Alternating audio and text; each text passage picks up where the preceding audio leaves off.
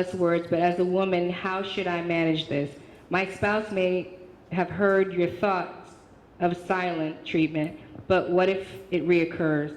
And what I'll say to that is, it is so important for a woman anyway to get that verbal communication. I experienced with Hasani the silent treatment, not on purpose, just because he was out of words, because he's, talking to people all day long, and he's out and about. He might be traveling where I may have been home with the kids, and I want to talk and interact, and he's just done, he's drained.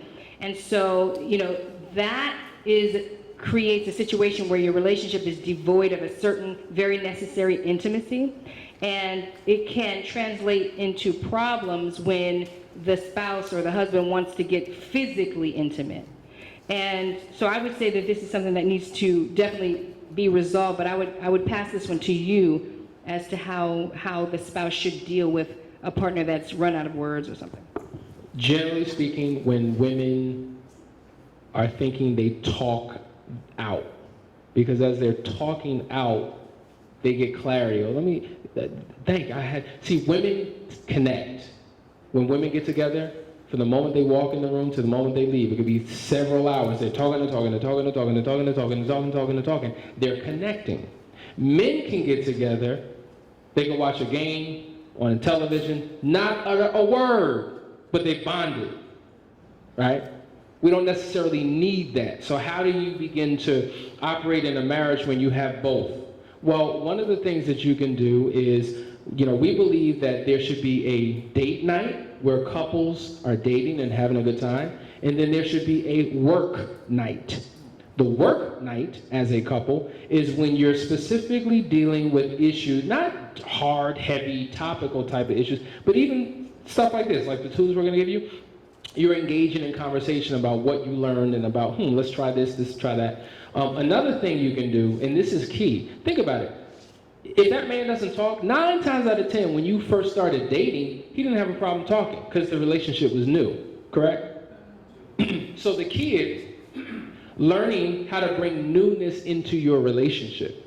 If everything is the same way, the same day, everything represents normalcy. A lot of times we transition from monogamy to monotony, and things become boring and normal and dull.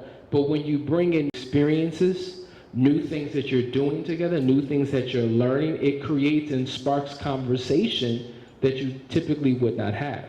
And so engaging in those type of things also make the situation a lot better.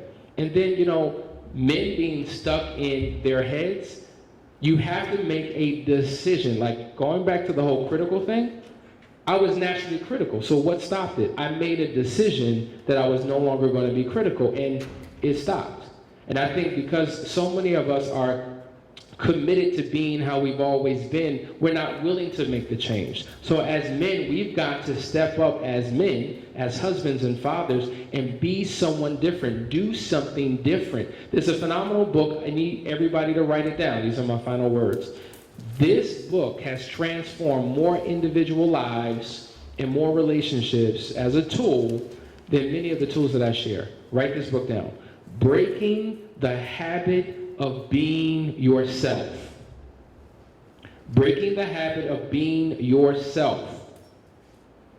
The author is Dr. Joe Dispenza. Dr. Joe Dispenza. Dispenza. Breaking the Habit of Being Yourself, Dr. Joe Dispenza. It works phenomenally with marriages because it helps you to realize why you are the way you are, how to create the person that you want to be. And if a silent, non-talkative man, if that is your issue, it'll help you to step outside of that normalcy and to become someone brand new.